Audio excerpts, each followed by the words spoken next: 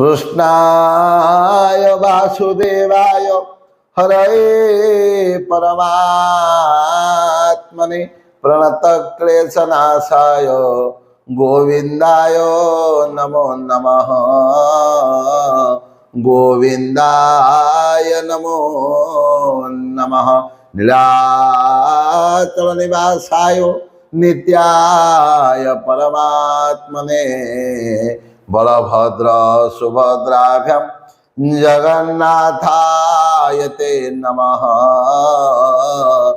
जगन्नाथाय ते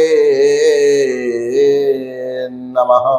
राधे राधे राधे जय राधे गोविंद वृंदावन चंद्र अनाथ नाथ दीन बंधु राधे गोविंद भक्त वत्सल भागवत प्रिय हे राधे गोविंद वृंदावन चंद्र अनाथ नाथ दीन बंधु राधे गोविंद गीताचार्य गीता पुरुष हे राधे गोविंद वृंदावन चंद्र अनाथ नाथ दीन बंधु राधे गोविंद। बोलिए कृष्णचंद्र भगवान की जय। बोलिए माँ राधा रानी की जय। परम पावन परम प्रेममय परम कारुणिक लीलामय इच्छामय कृपामय अशरण शरणदायक मुनिमन रंजन दुखी दुख भंजन अनाथर नाथ पतितर नाथ विश्वनियंता सर्वघटघटवासी कालिया ठाकुर कला शांत अभय चरणार बिंदरे ए सेवकर शतकोटि बार प्रणाम।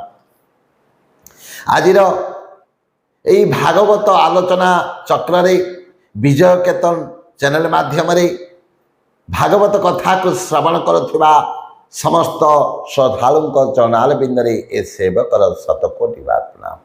दर्शक बंधु आमे पूर्व अध्याय आलोचना करथिले जे भागवत को पाठ करने समय किभली भाव में आमे पाठ करने आवश्यक आदि भागवत ग्रंथ को पाठ कले कौन सब फल प्राप्ति होता है आउ भक्ति तत्व ज्ञान वैराग्य ये चारिटा जाक फल प्राप्ति होता है केमिति धर्म अर्थ काम मोक्ष चतुर्वर्ग फल प्राप्ति केमिति होता है भागवत पाठ कले यही चतुर्वर्ग फल किभली भाव में प्राप्ति होता है यही विषय आम आलोचना करथिले।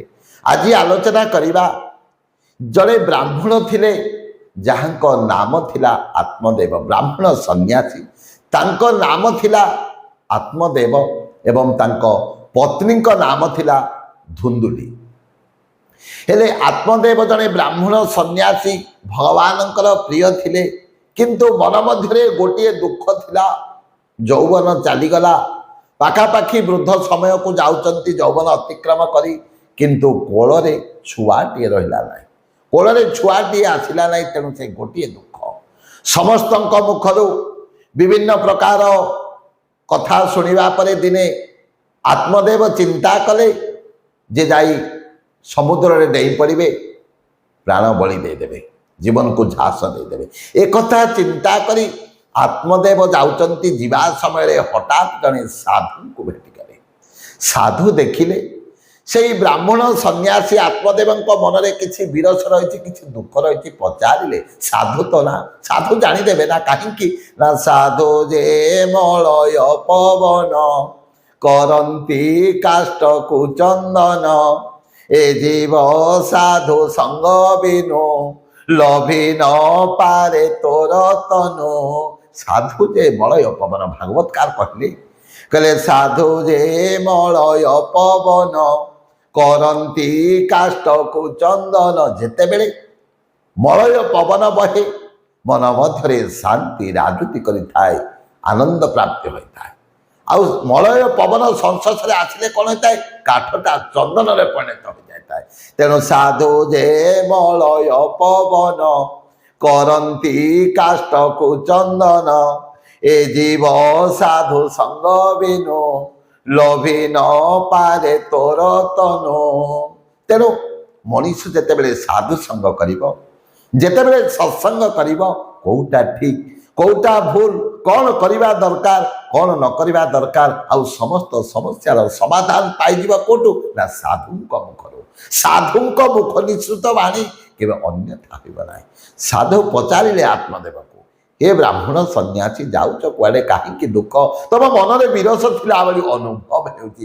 ସେତେବେଳେ ଆତ୍ମଦେବ କହିଲେ, ହେ ସାଧୁ ମହାତ୍ମା, ଗୋଡ଼କୁ ଧରି ପକେଇଲେ, ପାଦ ତଳେ ପଡ଼ିଗଲେ, କହିଲେ, ହେ ସାଧୁ ମହାତ୍ମା, ଯଦି ଆପଣ ମୋ ଦୁଃଖକୁ ଦୂର ନ କରିବେ ତାହେଲେ ମୁଁ ଆଜି ତୁମ ଚରଣାର ବିନ୍ଦୁକୁ ଛାଡ଼ିବି ନାହିଁ। ସାଧୁ କହିଲେ, ଠିକ ଅଛି, କୁହ କୁହ କ'ଣ ଅସୁବିଧା? କହିଲେ, ଦେଖନ୍ତୁ, ଦୀର୍ଘ ଦିନର ମୁଁ ବିବାହ କରିଛି, ମୋ ପତ୍ନୀ ନାମ ହେଲା ଧୁନ୍ଦୁଲି, କିନ୍ତୁ ମୋର ଗୋଟିଏ ଦୁଃଖ, ମୋର ଗୋଟିଏ କୋଳରେ ପୁଅଟିଏ ହେଲା ନାହିଁ। ସାଧୁ କହିଲେ, ଠିକ ଅଛି, ତୁମେ ମୋ କୋଳ ଚରଣ ଛାଡ଼, ପାଦ ଛାଡ଼, ମୁଁ ତୁମର ବ୍ୟବସ୍ଥା କରିଦେବି କେମିତି ଭାବରେ ତୁମେ ଏକ ପୁତ୍ର ସନ୍ତାନକୁ ଲାଭ କରିବ। ସାଧୁ କ'ଣ କଲେ? ଝୁଲାରୁ ଗୋଟିଏ ଫଳଟିଏ ବାହାର କଲେ, କହିଲେ, ଦେଖ, ଗୋଟିଏ ଫଳ ଦଉଛି, ନିଅ ତୁମ ପତ୍ନୀକୁ ଖାଇବାକୁ ଦେବ, ନିଶ୍ଚିତ ଭାବରେ ତୁମ ଘରେ ଏକ କ'ଣ ହବ? ପୁତ୍ର ସନ୍ତାନଟିଏ ଜନ୍ମ ହେବ। ଯେତେବେଳେ ଆତ୍ମଦେବ ସାଧୁଙ୍କ ମୁଖରୁ ଏହି କଥାଟି ଶୁଣିଲେ, ମନରେ ଅତ୍ୟନ୍ତ ଆନନ୍ଦ ଲାଗିଲା। ଫଳଟିକୁ ନେଲେ, ଘରେ ଯାଇ ପହଞ୍ଚିଗଲେ ଏବଂ ପତ୍ନୀକୁ କହିଲେ, ଦେଖ, ଆଜି ଜଣେ ସାଧୁଙ୍କୁ ଭେଟିଲି ଏବଂ ସାଧୁ କ'ଣ କଲେ? ଗୋଟିଏ ଫଳଟିଏ ଦେଲେ, ଆଉ ଯାହାକୁ ତୁମେ ଖାଇବା ଫଳରେ କ'ଣ ହେବ? ଆମ ଘରେ ଗୋଟିଏ ପୁତ୍ର ଜନ୍ମ ହେବ, ଆମ କୋଳମଣ୍ଡଳ କରିବ, ଗୋଟିଏ ପୁତ୍ର ଜନ୍ମ ହେବ, ଆମ ଘରେ ଆନନ୍ଦ ରାଜୁତି କରିବ।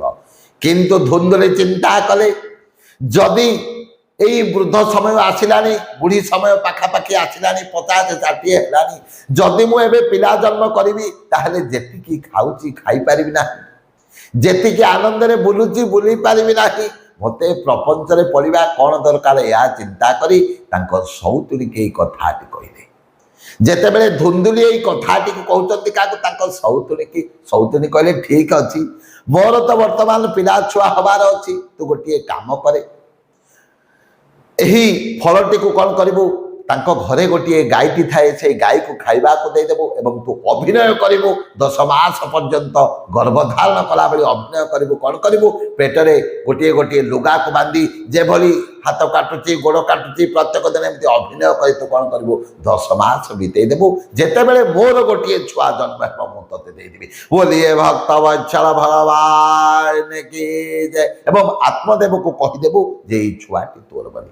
ଏହି କଥାଟି ଯେତେବେଳେ ଧୁନ୍ଦୁଲି ସଉତୁଣୀଙ୍କ ମୁଖରୁ ଶୁଣିଲା, ଆନନ୍ଦିତ ହୋଇଗଲା, ଅଭିନୟ କରିବା ଆରମ୍ଭ କରିଦେଲା ଏବଂ ଯେଉଁ ଫଳଟିକୁ ସାଧୁ ଦେଇଥିଲେ ନେଇ ପକେଇଦେଲା, ଗାଈଟି ତାକୁ କ'ଣ କଲା? ସେବନ କରିଦେଲା। ଗାଈଟି ଯେତେବେଳେ ସେବନ କଲା ଏବଂ 10 ମାସ ହୋଇଗଲା, ସେଇ ସଉତୁଣୀର ପେଟରୁ କ'ଣ କଲା? ଗୋଟିଏ ଛୁଆଟିଏ ଜନ୍ମ ହେଲା। ସିଏ କ'ଣ କଲା? ସେଇଦିନ ଧୁନ୍ଦୁଲିଙ୍କୁ ଦେଇଦେଲା ଏବଂ ଧୁନ୍ଦୁଲି କ'ଣ କଲା? ସେଇ ପିଲାଟିକୁ ଧରି ଆତ୍ମଦେବଙ୍କୁ କହିଲା ଯେ ଆମ ଘରେ ଗୋଟିଏ ଛୁଆ ଜନ୍ମ ହେଲା। ଯେତେବେଳେ ଛୁଆଟିକୁ ଦେଖିଲେ ଆତ୍ମଦେବ ଅତ୍ୟନ୍ତ ଆନନ୍ଦିତ ହେଲେ ଏବଂ ସେହିଦିନ ହିଁ କ'ଣ ହୋଇଛି? ସେଇ ଗାଈର ଗୋଟିଏ ଛୁଆଟିଏ ଜନ୍ମ ହୋଇଛି।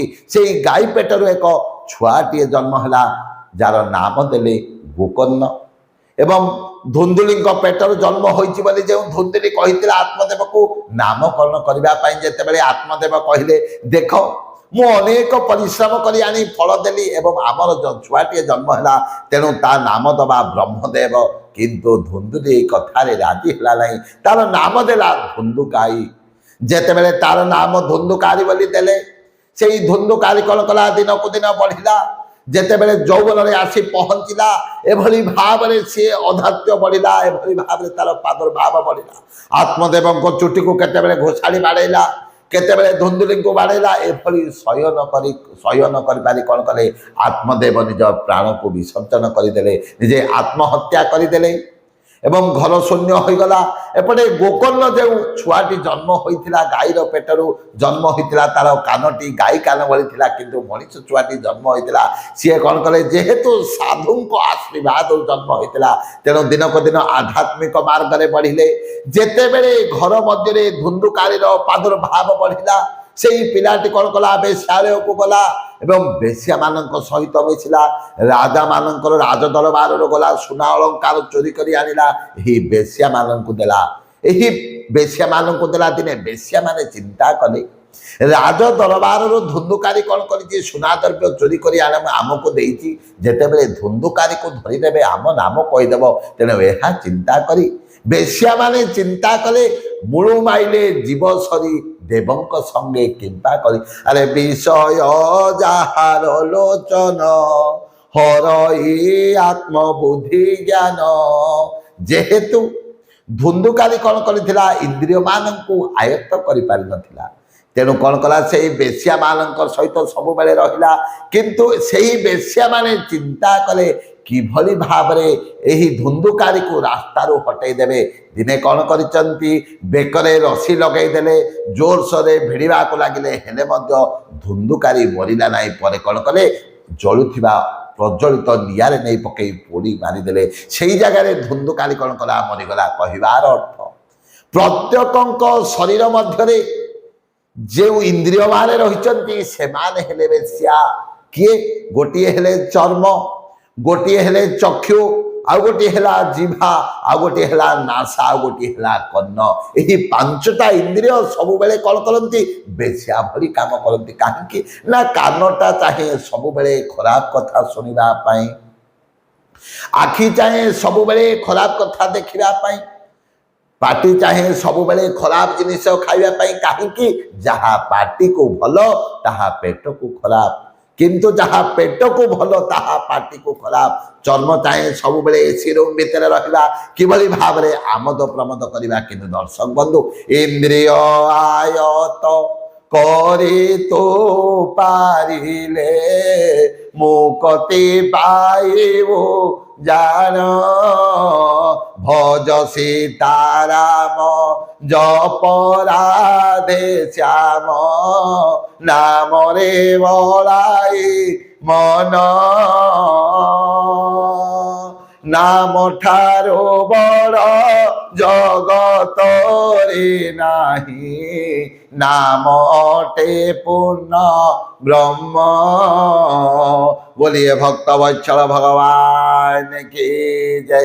ତାହେଲେ ଇତିମଧ୍ୟରେ ଧୁନ୍ଦୁକାରୀର ପ୍ରାଣ ସରି ଯାଇଛି ଏବଂ କିଛି ବର୍ଷ ଭିତରେ ସେହି ଆତ୍ମା, ଧୁନ୍ଦୁକାରୀର ଆତ୍ମା ଅତୃପ୍ତ ଆତ୍ମା ହିଁ ବୁଲିଲା। ଏଭଳି ଅନେକ ଦିନ ଚାଲିଗଲା। ଆତ୍ମଦେବତା ପ୍ରାଣ ବିସର୍ଜନ କରିଦେଇଛନ୍ତି ଏବଂ ଗୋକର୍ଣ୍ଣ କ'ଣ କଲେ ଏସବୁ ଅବସ୍ଥା ଦେଖି ଚାଲିଗଲେ ସାଧୁ ଭାବରେ ବୃନ୍ଦାବନ, ବଦ୍ରୀନାଥ ଚାରିଆଡ଼େ ବୁଲି ବୁଲି ଦିନେ ଚିନ୍ତା କଲେ କିଛି ବର୍ଷ ପରେ ଟିକେ ଘରକୁ ଯିବା, କିଭଳି ଚାଲିଛି ଗାଁକୁ ଯିବା। ଛୋଟ ବଡ଼ ଗାଁଟି, ମୋ ଗାଁର ଆନନ୍ଦ କ'ଣ ଲାଗିଛି। ସାଧୁ ତ ନା। କିଛି ବର୍ଷ ପରେ ଆସିଲେ ଗାଁକୁ।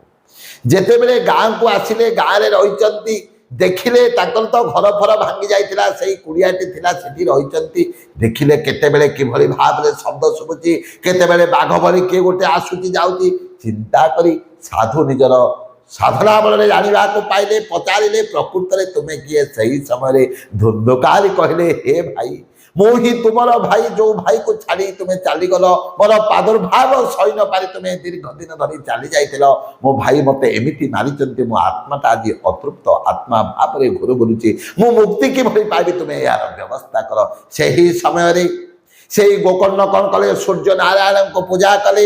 ସୂର୍ଯ୍ୟ ନାରାୟଣଙ୍କୁ ପୂଜା ଅର୍ଚ୍ଚନା କରି ପଚାରିଲେ, ମୋ ଭାଇର ଆତ୍ମାକୁ ମୁକ୍ତି କରିବାର ରାସ୍ତା କ'ଣ? ସେହି ସମୟରେ ସୂର୍ଯ୍ୟଦେବ କହିଲେ, ଦେଖ, ତୁମ ଭାଇ ଯେଉଁ ଜାଗାରେ ପ୍ରାଣ ବିସର୍ଜନ କରିଛନ୍ତି, ଯେଉଁ ଜାଗାରେ ତାଙ୍କୁ ମାରି ଦିଆଯାଇଛି, ସେହି ଜାଗାରେ କ'ଣ କରିବ? 7 ଦିନ ପର୍ଯ୍ୟନ୍ତ ଭାଗବତ ଯଜ୍ଞ କରିବ। ଭାଗବତ ପାଠ ଯଦି କରିବ ତାହେଲେ ସେହି ଅତୃପ୍ତ ଆତ୍ମାକୁ ନିଶ୍ଚିତ ଭାବରେ ଲାଭ ମିଳିବ। କହିବାର କଥା ଦର୍ଶକ ବନ୍ଧୁ, ଭାଗବତ ଗ୍ରନ୍ଥକୁ ଏଭଳି ଏକ ଗ୍ରନ୍ଥ ଯଦି ଆମେ ଭଲ ଭାବରେ ବୁଝି ପାଠ କରିବା, ଆଉ ଏହି ଭାଗବତ ଗ୍ରନ୍ଥକୁ ଯଦି 7 ଦିନ ପାରାୟଣ କରିବେ, ଜୀବନର ସମସ୍ତ ପାପ ଖଣ୍ଡନ ହୋଇଥାଏ। ମଣିଷ ନିର୍ବାଣର ରାସ୍ତାରେ ପହଞ୍ଚିଥାଏ। ମଣିଷକୁ ମୁକ୍ତି ପ୍ରାପ୍ତି ହୋଇଥାଏ। ମଣିଷ କ'ଣ କରିଥାଏ? ସଂସାର ସାଗର ରୂପେଣ ମୀନ ରୂପେଣ ମାନବା, ଜଞ୍ଜାଳ ଜାଲ ରୂପେଣ କାଳ ରୂପେଣ ଧୀବରା। ଏ ସଂସାର ରୂପକ ସାଗରରୁ ମଣିଷକୁ ମୁକ୍ତି ପାଇବାର ରାସ୍ତା ଭାଗବତ ଗ୍ରନ୍ଥ ଯୋଗାଇ ଦେଇଥାନ୍ତି। ଜୟ ଜୟ ଜଗନ୍ନାଥ, ଜୟ ଜୟ ଜଗନ୍ନାଥ, ଜୟ ଜୟ ଜଗନ୍ନାଥ। ଆଜି ତ ସମୟ ହୋଇଯାଇଛି, ବାଣୀକୁ ଏଇଠାରେ ବିରାମ ଦେବା। ଜୟ ଜଗନ୍ନାଥ, ଜୟ ଜୟ ଜଗନ୍ନାଥ।